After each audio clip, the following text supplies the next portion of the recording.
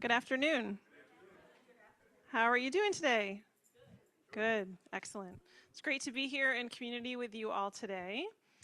First, we're going to kick it off with introducing our staff that are here for our summer class preview, our Taste of Oasis. Oh, there we go. Thank you. Next slide, please. So just wanted to make sure everyone knew who our team is. I know there's been a lot of changes at Oasis, and we still have a lot of our framework of our staff that have been amazing and have made this wonderful organization what it is today. I'm Leslie Pont, the new executive director. Leah Rusi is here virtually. She'll be saying hello in a minute. She's actually the one advancing the slides. She's our operations manager. Janice Pliner is here as our program manager, Kathleen McDaniel for tutoring coordinator, and Anna Sachs as our new operations coordinator. Next slide, please. What we're going to talk about today these are my kind of bits and pieces that I'll speak on. I'll talk a little bit about our community, about our upcoming events, and then our brainstorming for fall. First, I just wanted to say I'm grateful to be leading this community alongside our ever-capable, dynamic staff and team who have always made Oasis a very special place. I'm also grateful to our volunteers, our instructors, and our partners, and without this fantastic team, Oasis would not be what it is today. Personally, I love gathering people in community. It's something that I valued in prior roles. Before coming here, I was at the National Institutes of Health. I was running the Employee Wellness Program. And in doing so, that was a large population of employees that gathered locally and nationally in community settings, whether online or in person. And over the years, I've learned that gathering means different things to different people. With our diverse backgrounds and cultures, we are all unique, and in community, holding both different and shared values. Appreciating our differences allows us to come together for a shared purpose, uniting rather than dividing us. After all, we are social beings meant to be working and living in community. I have a funny little story I'll tell about the last 2 weeks we were fostering baby chickens. I stumbled across a local program that one of my neighbors sent to me when we were on spring break, and it teaches children or anyone who's interested in fostering chickens for 2 weeks the opportunity to care for a newborn animal. Our dog passed away last month, and we found great joy in helping these chicks to grow. They came with a full kit. They came with their food, a heater, water station, etc. And interestingly enough, no chick can be rented alone because they hatch as a flock. And a chicken who is alone will not thrive. Here at Oasis, in my very limited vantage point of 3 months, I see that community matters just as much. And although we come together for different things that mean different things to each one of you, everyone's why matters equally. You might come to Oasis for classes to stimulate your mind. You might come to a class to maintain strength and balance. Maybe it's a knitting club that you enjoy, participating in a discussion group, or polishing up on a long-time hobby, and also maybe learning a new language. Like a quilt, each of you brings a unique piece of fabric, creating that patchwork of the Oasis community. And we are so excited to have you here today. I also wanted to note that post-pandemic has been a slow recovery for Oasis. And we recognize that people have become accustomed to learning in various platforms. This is one of the reasons that we're planning to do more social events here at Oasis to bring people together more often. Social engagement is a key to mental health at any age, and it's vital to your well-being in your later years. Thank you for being here today and for showing up to be a part of our Oasis community and part of our quilt. Next, I want to take a moment to turn it over to my team to discuss the rest of our programming, and also you'll hear from our instructors and a little bit more from me later on. Thank you.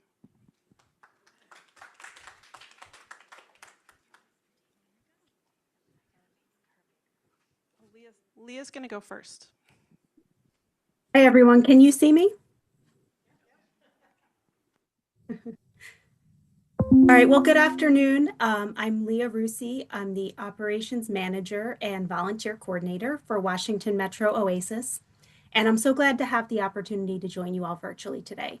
It's great to have such a big turnout for this event, so thank you all for coming. Since this week is National Volunteer Appreciation Week, I want to take a moment to recognize the incredible volunteers who make Oasis the organization it is. There truly isn't a part of our work that is not touched by volunteers. Our volunteers are the first friendly face you see at the front desk, helping participants and keeping things running smoothly. They help plan classes and programs. They manage our art gallery, lead discussion groups, and moderate online classes. And many also work behind the scenes on projects like entering class data and supporting our instructors. And of course, our dedicated tutors spend their time working with local elementary school students to help strengthen their reading skills. So simply put, we couldn't do this work without you. So on behalf of the entire Oasis staff, I want to thank our volunteers for their time, their many talents, and their commitment to our mission. If you're interested in getting involved, we'd love to connect with you and help you find a role that's a great fit for you. You can see our contact information up on the screen right now, and it's also on the inside cover of your catalog. And now I'm happy to introduce two of my colleagues, Kathleen McDaniel and Anna Sachs, who will share more about the tutoring program and some upcoming appreciation events. Thanks, Leah, for that introduction. Hi, everyone. If you don't know me, my name is Kathleen McDaniel. I'm the tutor coordinator here at Oasis. Leah mentioned that in her introduction, that we have many volunteer programs, the largest of which is our volunteer tutoring program. I'm going to give you a brief snippet about that program, and if you're interested in learning more, you can come to a table that I'll have set up on your way out today. But basically, what we do is we match community volunteers to mentor and tutor students in elementary schools. Our volunteers, they go in during the school day. They're assigned a student that needs support with literacy, and they meet with that same student every day for the entire school year, and they build really deep connections with their students while at the same time helping them with literacy acquisition. Right now, we have about 100 volunteers that participate in our program, and we work in combination with Montgomery County Public Schools. We have schools throughout the county. The majority of our schools are down county, Silver Spring, Rockville area, but we do also have some up county schools that we partner with. Our volunteers are wonderful. They many times work with the same students year after year and really develop deep connections, and the schools really appreciate the support that they provide. And it is Volunteer Appreciation Week. I just want to we have a few of our tutors that are here with us today, so I just want to thank them for volunteering and their continued efforts to support our community with their time. I won't take up more time. Yes, Irv raised his hand. Irv is one of our volunteers.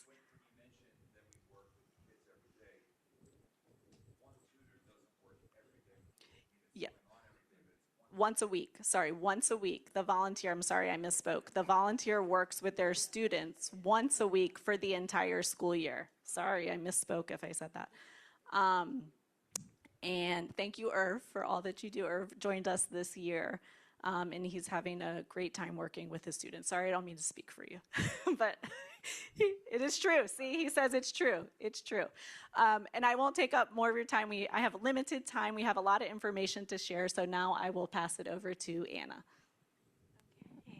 Okay, hi, I'm Anna Sachs, and I'm working in operations with Leah. And I think we're ready to go to our next slide.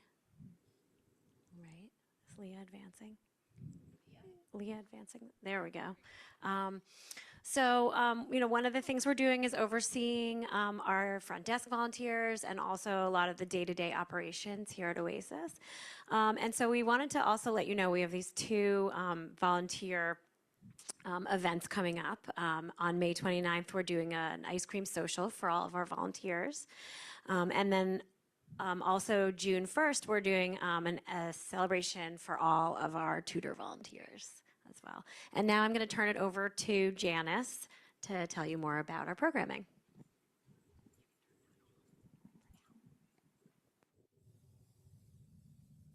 Hi, everybody. Can you hear me? Can you hear me? Okay. Am I turned on? I am turned on. I am. Okay. How about now? Okay, great. So I just wanted to tee up the instructor preview that we told you that we would be doing here today. First of all, summer catalog, here it is, yay. Want to point out a couple of things at the very back. The last 4 pages are an index. This is in response to a lot of people's requests for some sort of method to be able to see classes in date order. So we added the index just for you. And we also have a really cool new thing that is available on our website, which is called our flip book. It's this catalog that you can look at online on our website and flip through it as if you were actually just looking through a book. And it has a lot of really neat features. I wanted to point out a few. So here's the front of the flip book. You can get to it from the main page of our website. And you turn the page, which Leah's going to do for me. Turn the page. Okay, so on the opening pages of the catalog, a couple things to point out. First of all, I wanted to note that we've made it official. We've kind of always done this, but we have a scholarship fund. And that is to make our classes accessible to everyone. Some folks aren't able to afford even our modest class fees. And so when you're thinking about your giving, keep in mind that one of the things you could give for is to make it possible for other older adults to take classes through a scholarship. Also, there's a table of contents, which is in the hard copy, but in the flip book, it's actually interactive. So everywhere there's blue in the flip book, if you click on it, it takes you to that page. So for example, in the table of contents, if I want to go to the history section, I just click on where it says history, and it flips through the book and takes me right to the history page. So that's one of the cool things that it does. You can zoom in to be able to read it a little more clearly, and you can zoom out. And all the classes are clickable. So everything that's in blue, when you zoom in, is something you can click on to take you to the actual page on our website where you can register for the class or learn more about it. So we clicked on class 326 in the flip book, and it took us to this page on our catalog. Just another neat feature of what a flip book offers. So back to the flip book. Now let's just go real quick to the index, which, as you know, is at the end of the hard copy. There's also, in the flip book, an interactive index. So if you find a class that you're interested in by looking in the index, for example, yoga dance, session 1, and you click on the page number on that line, it takes you right to that page in the catalog. It takes just a minute to load up. But once you're there, it again allows you to gather more information about the class, click on it, and to go right to our website to register. So I highly recommend it. It's fun to play with and a great way to easily access the information in our catalog. So those are a couple quick things that we have going on. A couple of newly added classes. They weren't even ready when we went to print with the catalog. We're offering a Mahjong refresher. If you go to our website, you can find that class listed and register for it, or you can call us. And also a new event on May 15th, Love the Skin You're In. This is a program that we're doing in partnership with Macy's. They're going to offer us an afternoon where you can come and learn all kinds of tips and tricks to take care of your skin, get a hand massage, get a mini facial, not just for women, men too, and get a few tips on summer style. So that's another free event we have planned for everybody. And then lastly, we've been partnering with AFC Vacations, and we have one trip that's taking off next week to go to the Grand Canyon. That trip is full, but there's one more trip coming up in November, travel with Oasis to classical Italy. And this isn't just traveling with folks from Washington Metro. This is also in partnership with other Oasis centers, Syracuse, Rochester, and San Antonio. So good way to meet other like-minded Oasis people from around the country. Anyway, without further ado, I want to introduce some of our summer programs that we're really excited about and give you the chance to meet some of our instructors. So we have a mix of instructors who came in person today to tell you about their class, and some videos from instructors who typically present online programs or weren't able to make it here today. So let's start with our instructor of longstanding, Owen Ullman, and he's going to come up and tell you a little bit about his upcoming program. Real close into it. Great. Thank you, everyone, for coming. And first of all, I want to say what a wonderful organization Oasis is. The staff is great. The people who sign up for the classes always ask great questions that stump me. So I'm always impressed with that. You know, I learned about Oasis by taking a class. Didn't do that well in it. I was trying to learn Spanish, but from that, I ran into Janice and said, well, maybe, you know, you can talk about your topics of interest, and that's what I have been doing for several years now. Closer, sorry. How's this? Can everyone hear me okay now? Great, thank you. So maybe you've been wondering, since the military operations in Venezuela and now our war with Iran, why are so many conflicts with the U.S. involving that dirty three-letter word, oil? Well, I did wonder about that too, so I did some deep drilling, pun intended. Sorry. I wanted to figure out why petroleum and politics have been intertwined for more than a century in the United States. Well, I'll share my insights with you in my upcoming lecture. It's called The Oily Politics of Petroleum. It's going to be here right in this classroom on Tuesday, May 19th from 1 to 2:30 p.m. So, as Janice mentioned, my name is Owen Ullman. I'm not an expert in petroleum or drilling, but I have covered politics, foreign affairs, economics, international trends during a 50-year career as a journalist for a number of news organizations, most recently USA Today, where I was a senior manager for 20 years until 2019. In this lecture, and I always use a PowerPoint presentation, I'll review the history of the U.S. oil industry since the very first gusher was discovered nearly 150 years ago in, well, you'll find out where. It's not a place many of you might expect. I'll also review how our unquenchable thirst for black gold shaped our economy and our military adventures going back to World War I. And I'll talk about today's oil economy, which may surprise you. So I hope my talk will help you understand the dominant role that oil plays in our lives and in the body politics, and why a push for renewable energy sources has benefits beyond simply a cleaner environment. My class will be a hybrid. It will be in person here, but also online. It will be recorded, so you have a lot of options for signing up and attending. And keep in mind, I'm going to open it with a quiz. So put on your oily thinking caps if you sign up for my class.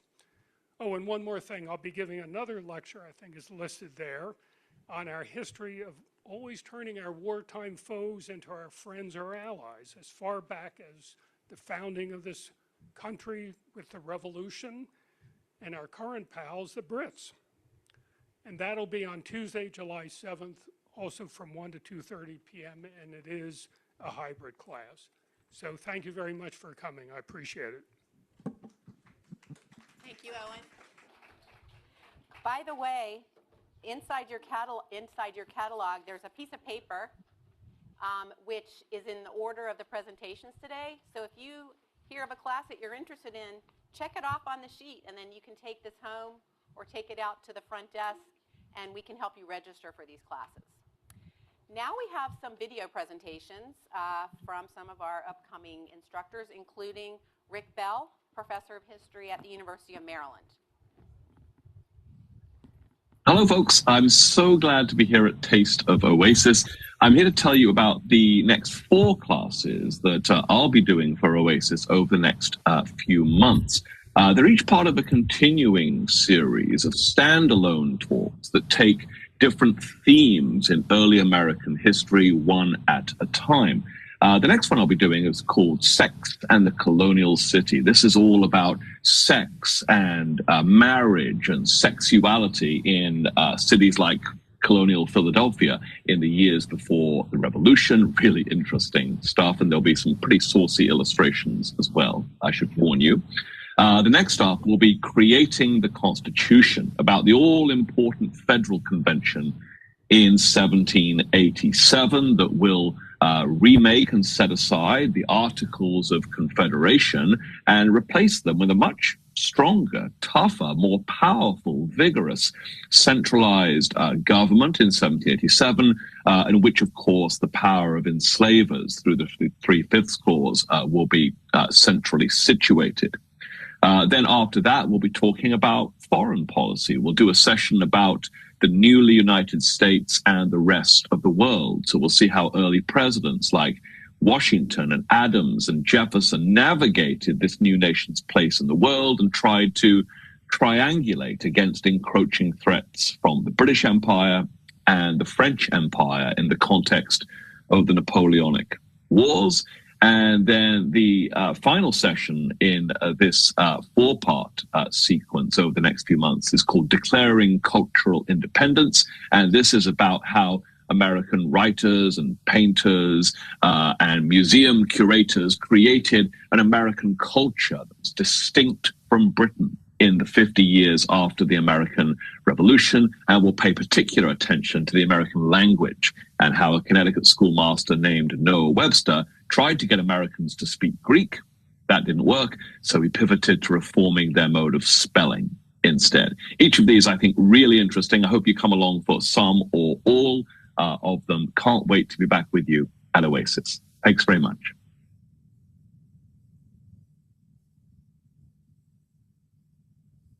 Rick Bell's class, all of his classes are online. So you'll see that in the catalog. Pay close attention in the catalog to the format of the class. But, I mean, doesn't he sound brilliant just with that lovely British accent? Anyway, that's Rick Bell, and let's hear who's next. Have you found yourself struggling with some of the basic tasks in everyday life? Challenged getting in and out of a chair without using your hands, unpacking groceries, putting away laundry, or walking around the house? I am Erica, and I've been working in the fitness industry for the last 13 years. My focus has been supporting the chronologically enriched to have a fresh lease on life. In this class, you'll learn some tips and tricks for your home and life out in the world to make things easier and safer for you. We'll get things moving better, like your hips, shoulders, and ankles, as well as making your body stronger and more stable. We are mostly seated with some standing work, and if you are not able to stand, I will give you seated options. This class is for anyone that wants to improve their quality of life. I have modifications to make things easier or more challenging for you. The policy is 0 pain and 100% safe. Please come and join us for Chair Strength and Balance every Tuesday, 1:30 p.m. Eastern Standard Time. We have some fun. We challenge our bodies and our brains, and it's always online to keep you safe and comfortable. So that's Erica. Guess where she was broadcasting from? You'll never get Canada. You heard that in her accent. She's actually in Newfoundland. So she's conducting these classes. She has a very loyal following, and these classes are done online from Newfoundland every Tuesday. Okay, next. Hello. Have you ever noticed that nowadays when we're with our friends or family, frequently someone's phone is pinging and ponging, or a ringtone is interrupting your time together?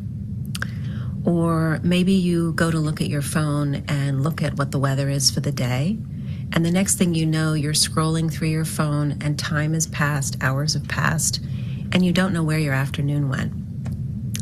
If you're interested in having healthier phone habits where you can maximize your connection with your phone and not let it interfere with healthy relationships, then I hope you'll join me on Monday, May 11th at 11 o'clock at Oasis, 11 to 12:30. We're going to be talking about this topic. And there's some simple ways that instead of the phone controlling you and your connections, you can take back your control. So I hope to see you there.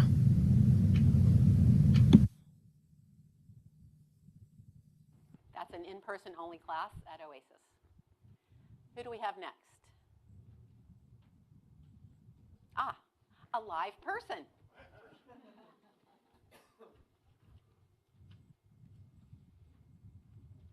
Close to your face. Thank you. Good afternoon. I'm going to start out by asking all of you who are baby boomers to raise your hand, 1946 to 1964, or even a few years prior to that. Wonderful, because this program is for you folks. If you were born in, or if you're a baby boomer, then the 1950s and the 1960s are the decades in which the most important things happened to you that shaped your behavior as an adult, that determine who you are today. Now, I was born in the Netherlands, came to the US as a 7-year-old, and was to a large extent Americanized through popular culture, radio, television, comic books, gum cards, but in particular popular music. So when I began teaching at the University of Maryland, I drew on these resources to create what I now call the soundtrack of our lives. At the time, it was not the soundtrack of my students' lives, because I was using music that really belonged to my parents' generation and my generation. But nevertheless, even though it didn't connect directly with their history, they found it an interesting way and a useful way to learn. So now, for the past 15 years, I have created what I call the soundtrack of our lives and have presented more than 4 dozen different programs to various groups. Because this one now focuses on the 1950s and 60s, it means that it is our history. It is music that we recognize. It involves events in which we participated. Using approximately 80 sound bites, that includes about half of those are musical extracts, and over 250 visual cues. The program is called Baby Boomers, the soundtrack of what shaped a generation.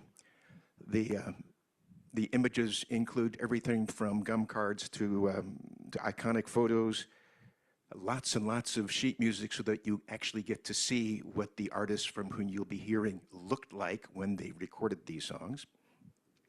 And what to me is most important or most interesting, and I have a quote here, is that research confirms that we have a heightened memory for songs popular during our youth, and for us, those are the baby boom years, if you will, because of their links to significant life events and personal identity.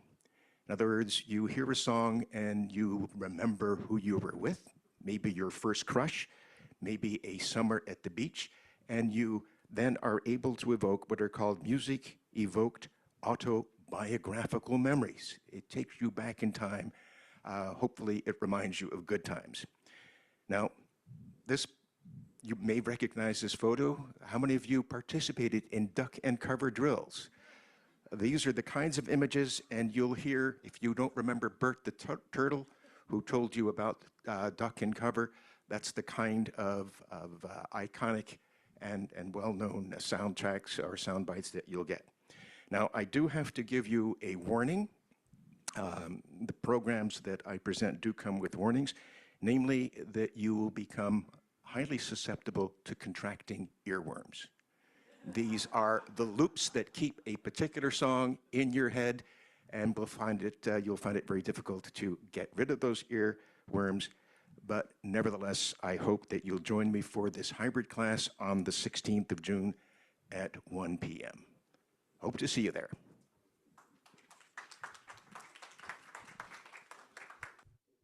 Thank you, Hugo. Okay, so I think we have a couple more recorded instructors for us. Take it away. Okay. You know their music, bought their records, and sang and danced to their songs. If you were fortunate enough, you saw them perform live in concert. But did you ever wonder what was behind their public persona? Who were they off stage in their private lives? What were their inspirations and influences for creating the music you came to love? Hi, I'm Daryl Davis, and I'm a professional musician who has had the good fortune of working with some of those great musicians who contributed to the soundtrack of our lives. I'm inviting you to come to my classes and take an enjoyable trip down memory lane as we explore and take a look behind the scenes and discover some of the things you may not have known.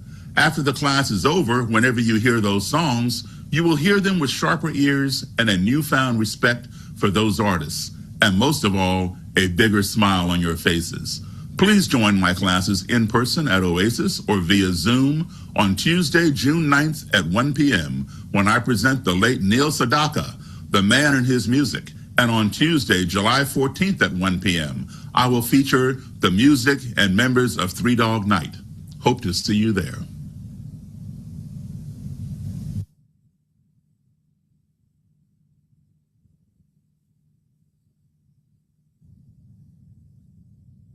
Have you ever finished a book and thought to yourself, what exactly happened at the end? That was really ambiguous. Or maybe you read some nonfiction and learned something you found so intriguing that you wanted to talk to someone about it. Well, we at Washington Metro Oasis have an answer for you. We have a monthly book discussion on Zoom, Tuesdays at 3:30. And we read such interesting things, and such interesting, diverse people come. We're listed on Oasis everywhere, so we get people sometimes from other places in the United States. We get people who have all sorts of different life experiences, and their different life experiences change what they notice in the book and what they appreciate, and that gets shared with all of us. Our first book in the summer term is in our Classic Favorite series. It's The Beloved: A Tree Grows in Brooklyn. Maybe you read it decades ago. If you did, what you noticed as a reader decades ago is probably going to be very different than what you notice now as a mature adult. Those books in our Classic Favorite series, that's what makes that even more interesting, because you yourself can be more than one reader's perception. We have a banned book series as well as our Classic Favorites, and that will probably return in the fall. In June, we are reading a memoir entitled All the Beauty in the World, the Metropolitan Museum of Art and Me. Can you imagine if people who love going to museums come to discuss it? Or maybe even an artist or an architect? If you're not any of the above, it will really change your appreciation for the book. In August, we're reading a book that's made a big splash lately and can be hard to get if you get it from a library. That's why it's in August, and that's The Correspondent fiction. I want to tell you a little bit more about our June book. Our June book is by Ian Lee, who is a MacArthur Foundation Fellow, a novelist. It's called The Book of Goose. And as of course you probably realize, an author's opening words, regardless of genre, are what the author's trying to reel you in with. So let's take a look at our July selection, what the words are. You cannot cut an apple with an orange. You cannot cut an orange with an orange. I meant an apple with an apple, so sorry. You can, if you have a knife, cut an apple or an orange, or slice open the underbelly of a fish. Or if your hands are steady enough and the blade is sharp enough, sever an umbilical cord. Our July selection author, she's playing with that saying about apples and oranges. Underbelly of a fish? Who knows what that might conjure up for different readers. And at the end, when she's talking about severing an umbilical cord, there may be insights about a particularly intense parent and child relationship. So, I'm Jonina Duker. I'm the facilitator. I founded my first book discussion when I was 10 years old, and I'm looking forward to seeing you in May at our next Washington Metro Oasis book discussion.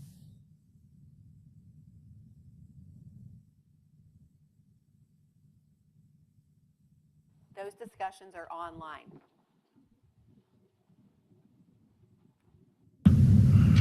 Hello. As we age, our relationships, especially our friendships, tend to be harder to keep up with.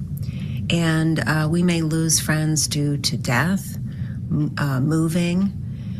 A lot of people, when they retire, they change residences, and so they're no longer available to us.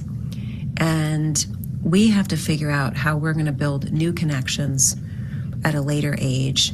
And they're different than what you did when you were younger. You may have had work or being a parent that are anchors socially and allow you to meet people. And now you have to make more of an effort to get those friends. So we're going to talk about how to build our connections and how to stay connected with people and get the relationship from acquaintance to friendship and what that requires. And also we'll talk about any friendship challenges you may have. And I love to have a discussion as part of our time together. And so this session will be on Monday, June 8th, 11 to 12:30 at Oasis. And I hope to see you there on how to build social connections as we age.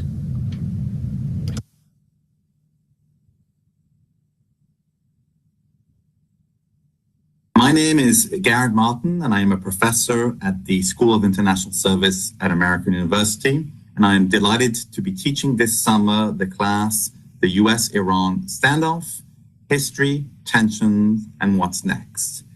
As I am recording this video, it coincides with the announcement of a 2-week pause after the conflict, after Operation Epic Fury was launched by the Trump administration in late February of 2026.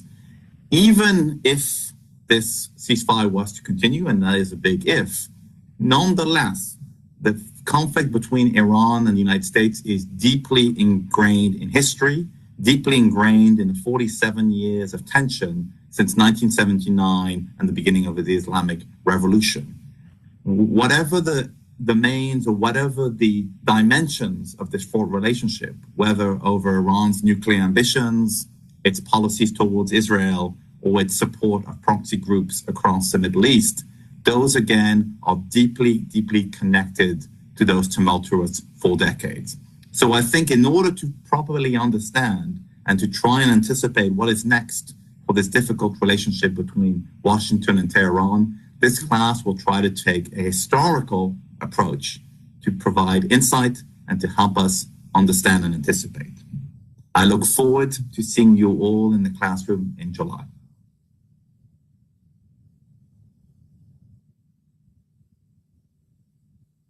I'd like to invite up Barbara Rose, new instructor with us. So glad that I found Barbara because I'm always looking for interactive hands-on art programs. So speak right into the mic, Barbara. Hi, I wonder if anybody has the same problem that I do. I have ADHD and I'm a perfectionist. Those are two conflicting ways to be. And when you're an artist, they're especially conflicting. I love to draw. I draw really well. I love to paint, but I finally came upon something that where I could see results faster and I could create beauty. And it feels like putting a puzzle together. So I'm going to share with you in our class and here for a moment what I've been doing, and I've been displaying with smart associations, and perhaps I'll take it farther. But it's very rewarding, and all you need to do is have materials and glue and scissors and my playlist. My playlist is the best part of the whole thing. So what I do is, these are not finished. These are things I'm working on. I start with a surface that could be fabric. It could be a beautiful paper that's made in Japan.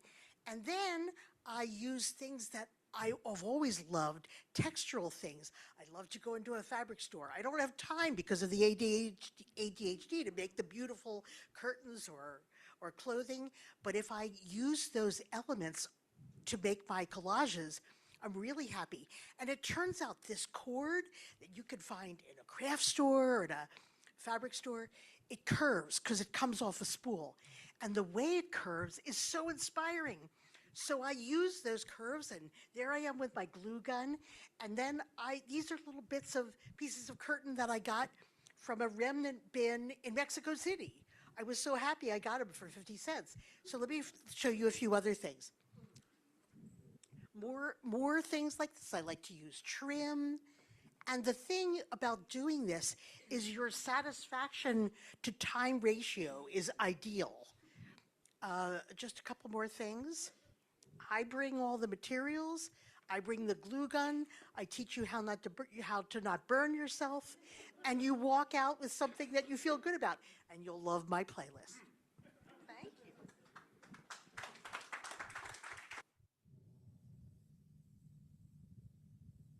Thank you, Barbara. Barbara also has a piece in our art show that's on the walls right now. So on your way out, see if you can figure out which one it is. The pieces she showed you will give you a good clue to what you might be looking for. Okay, thank you, Barbara. Thank you. Let's hear from our next recording. Hey, want to have fun? I'm Marty Brown Bailey, and I'm the Managing Director of Support for Aging, an organization focusing on aging positively and helping people turn uncertainty into clarity. Before starting Support for Aging, I served on the campus of Sibley Johns Hopkins for more than 17 years, mostly as the Director of Senior Services. In addition, I've served on the boards of both Widowed Persons Outreach and Seabury Resources for Aging. Now, living alone has many benefits. It can be fun.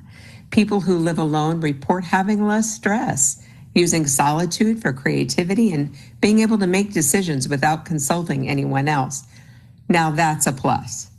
And there are challenges, though, and that can use some extra planning. And in Solo Aging, Happy and Healthy, this group will explore the fun parts as well as support each other during the planning process.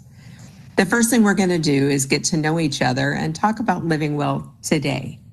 In the second session, we'll talk about the things that need to be done to ensure that in the future, you have the right people supporting you in the possible event that at some point you lack capacity to make decisions for yourself.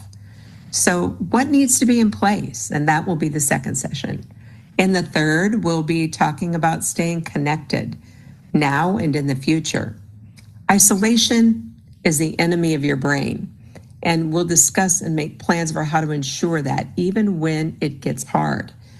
In the fourth session, we will talk about what living options are for the future, whether it is a situation where you want to age in place and figuring out how to make that happen, or if you've decided you would prefer a retirement sort of community. And we'll talk about the differences and how to make that happen, if that is the kind of choice you'd like to make. And then in the fifth session, we're going to talk about living with purpose. And that will be how to maintain a life filled with satisfaction and significantly reduced regret. This one, I really can't wait to talk to you about.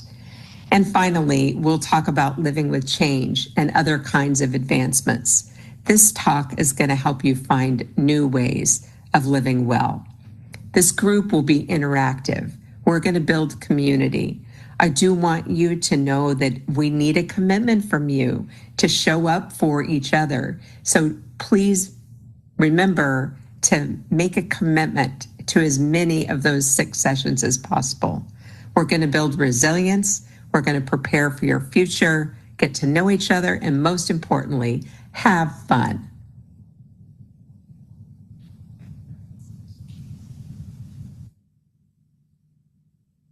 In this class, you'll learn some tips and tricks to help you stay safe in the home and out in the community.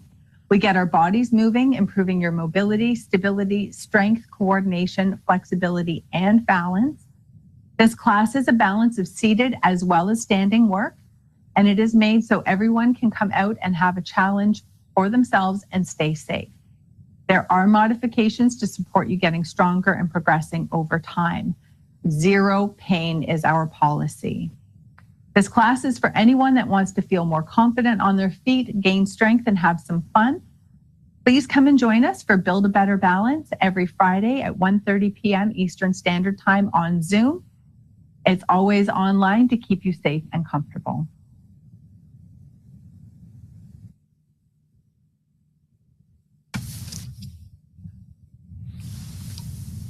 Oh,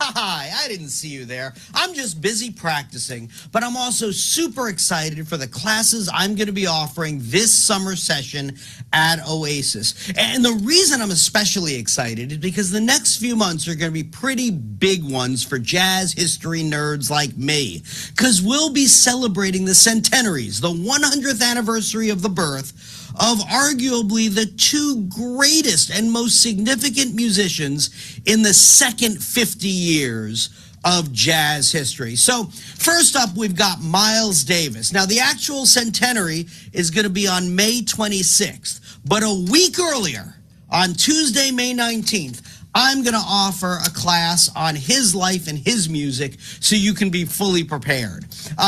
Look, Miles Davis is such a towering figure in 20th century American jazz because he plays a central role in almost every phase of jazz history from the late 40s through the 1990s. Bebop, he's right there as Charlie Parker's trumpet foil at the beginning. Cool jazz. I mean, he basically invented cool jazz. And look, it's been scientifically proven it is impossible to be cooler than Miles Davis. Modal jazz, which is a little complicated, but I'll explain in the class. Free jazz, the avant-garde. And then finally in the 70s and 80s, he becomes a pioneer in the genre known as fusion, the blending of electronic and rock and roll elements into American jazz. Then the other centenary is John Coltrane. Now, the anniversary of his birth will be on September 23rd, but we're going to do the class on him a little over a month earlier on Wednesday, August 12th. And John Coltrane is arguably the most significant saxophonist of the 20th century. He gets his start with Miles Davis as his partner in musical crime, so to speak, but then branches out in so many different directions and really becomes a leading light of the avant-garde, of free jazz, and stretching the boundaries of this music. Yet along the way, he manages to become kind of a pop star, even having a hit on the charts with his revolutionary rendition of My Favorite Things from The Sound of Music in 1964. Look, these are going to be really fun classes, and I'm making sure to offer them prior to each centenary. That way, when the actual centenary comes up and they're talking about it on the news and by the water cooler and on social media, you will be fully prepared with knowledgeable information, anecdotes, and witty banter, courtesy of yours truly, to engage in these conversations. And I'm going to talk about these musicians' lives, their careers, their music, but obviously we're also going to listen to some incredible recordings, see some rare vintage video clips, and as many of you already know, I never show up to an Oasis class without my instruments, so there'll be some live performances as well. These classes are going to be a lot of fun. I'm getting really excited prepping for them. I hope to see you there.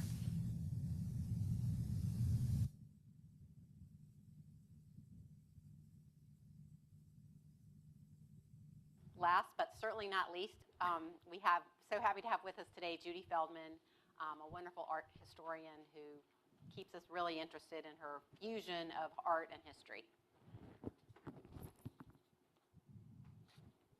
Okay, thank you. Hello, everyone.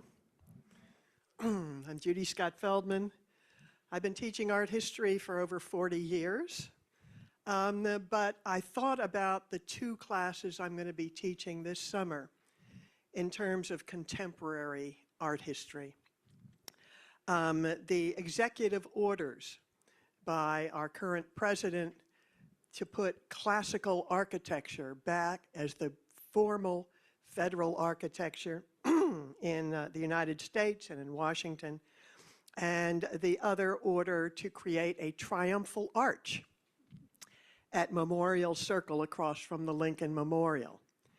And I thought, you know, the newspaper articles have been screaming the critics' opposition, Americans' opposition, The support for the project is much more subdued, but I'm not a critic, though I have very definite opinions. But I'm a historian, and actually I'm a medieval historian by training, but I also have been running a nonprofit called the National Mall Coalition for 25 years. And what we do is we deal with the day-to-day national mall issues, a new memorial, a new museum, and I teach the history of Washington a lot. So I chose these topics as a way to immerse you in the controversy, but also look at the history of why these things are controversial. For instance, the first class, Classical Architecture for Washington, the push and the push back. We're going to look at Washington, D.C., which was designed in 1791 to follow an Enlightenment ideal, and classical architecture was the founding architecture of our new capital city.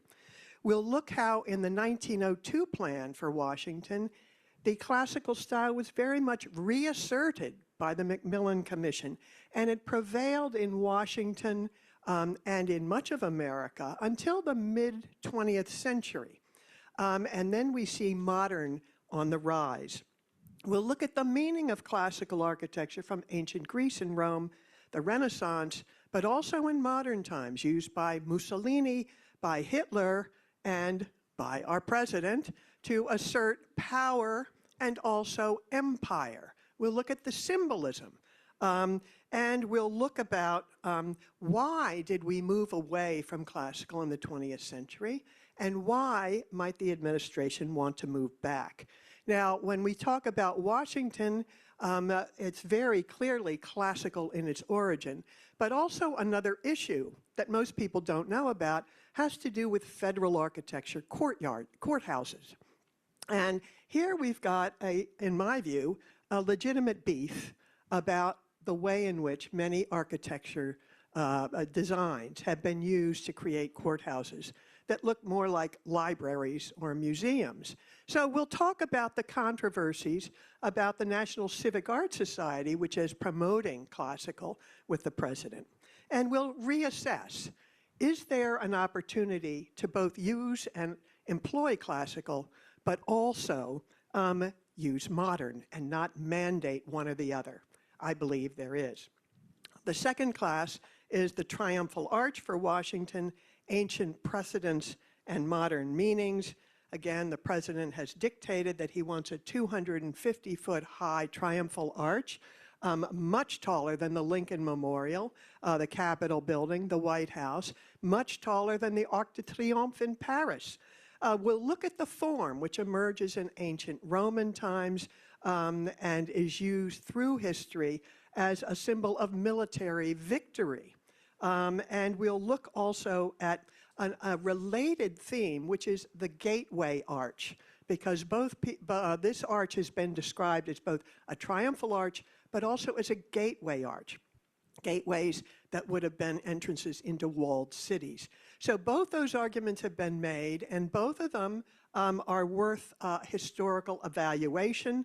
And so we'll look at the history here. We'll look at some of the United States arches, like the George Washington Arch and other arches. And we'll look also, again, at Mussolini, Hitler, and modern empires that want to revive the notion of a triumphal arch. So one of the questions is there a reason D.C. has not had a triumphal arch, whereas New York does and many cities do? Is there a reason we haven't had one, and should we have one now?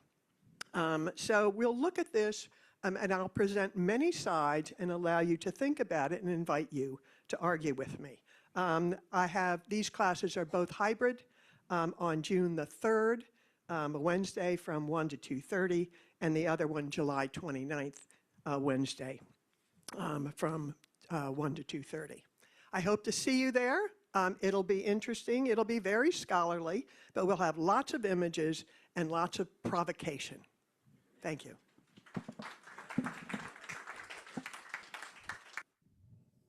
Thank you, Judy. I'm so proud of this group of instructors in person and online. And this is only like a taste of what is in this catalog for the summer. So I really hope you found some things that seemed appealing to you and that you marked them on your checklist here and that we can help you get registered. Just want to make a couple quick announcements about registration. Registration's open. You can register online. You can come in. You can fill out a registration form. We have copies at the front desk.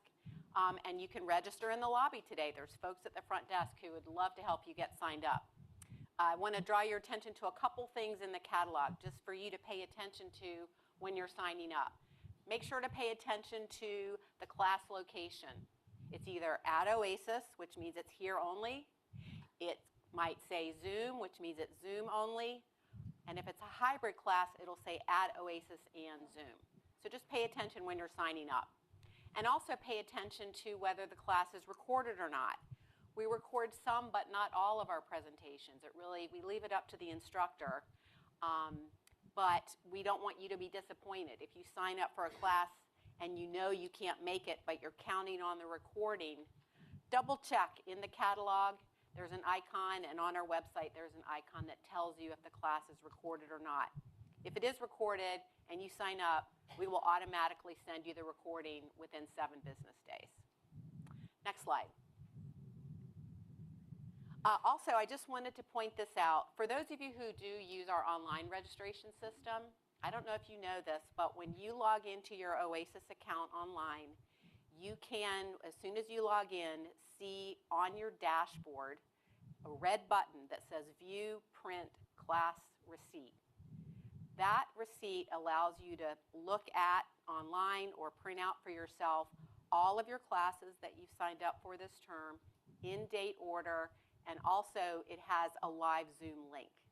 So if you misplaced your receipt from when you first signed up for the class, but you use your Oasis online account, you can log in and go to this red button, View Print Class Receipt, and you can see all of your links right there.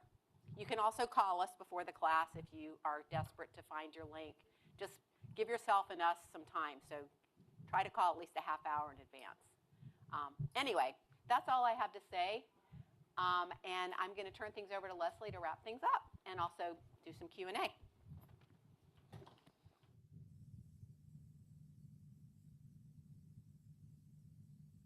Okay, first we wanted to take a few minutes to see if anyone had any questions that we could help to answer from what you heard today from our amazing instructors. Yes. Class receipt. Yes.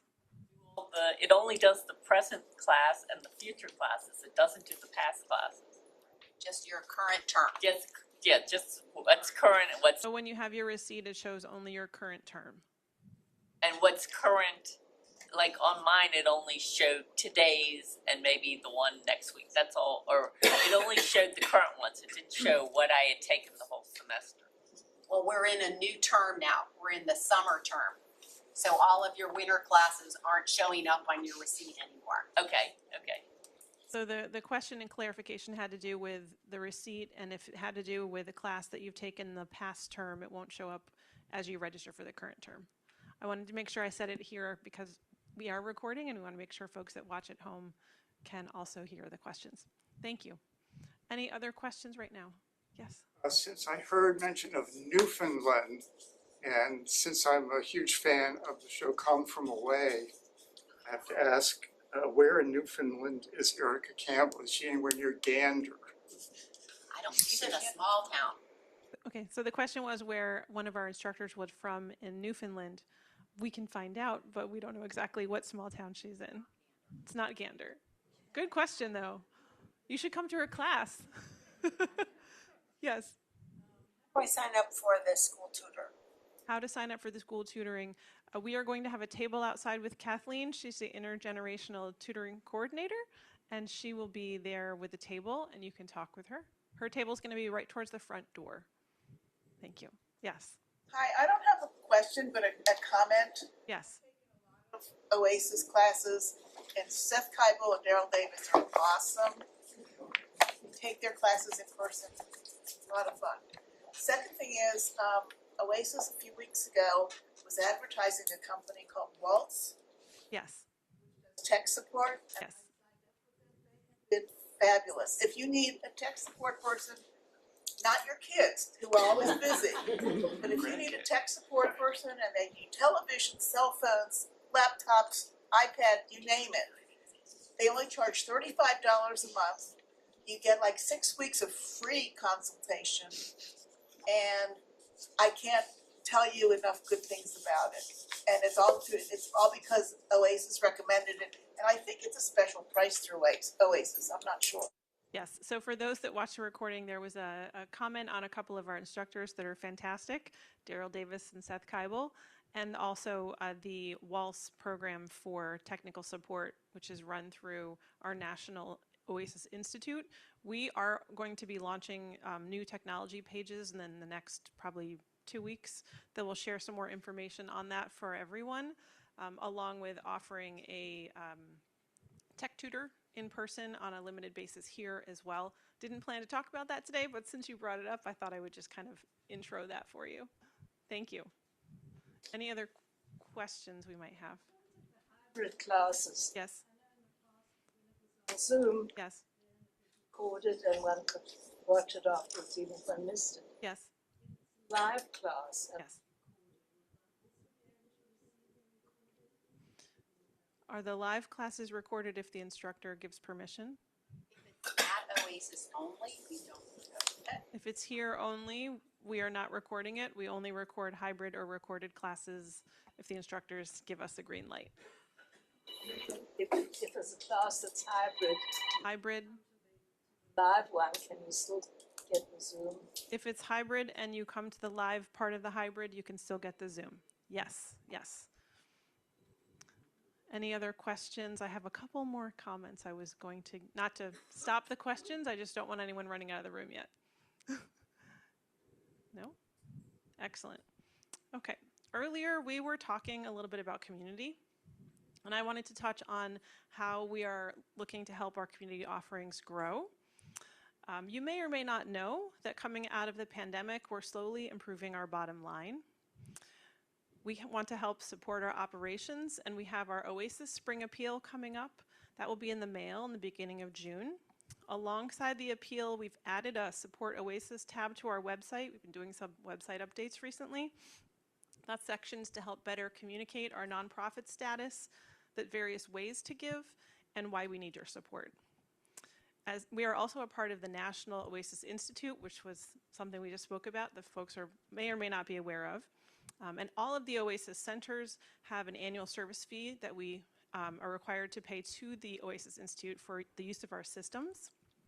We are very grateful for our long-standing important partnership with Suburban Hospital Johns Hopkins as our fiscal agent, and we are a part of the Community Health and Wellness Division at Suburban.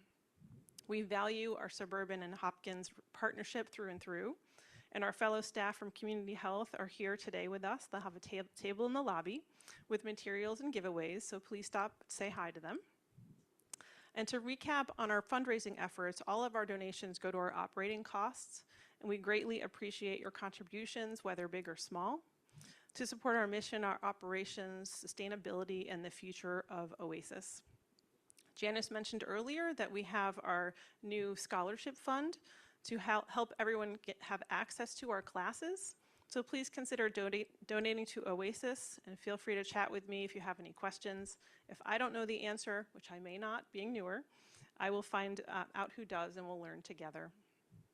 Before we move to the lobby for refreshments, I just wanted to mention we have a poster board out front, so we'd love to know which classes you love, and also ideas on new offerings, anything else that you'd like to share with us. So we've got a poster board with Post-it notes to make that a quick design thinking experience for us all. Your voice really matters. And you can see myself or Anna at the poster board. You can stop to see Kathleen for intergenerational tutoring, and be sure to stop by the Suburban table as well for giveaways. Just wanted to thank you all for coming. Please feel free to head towards the lobby, grab a refreshment, and be in community with your fellow Oasis participants. Thank you.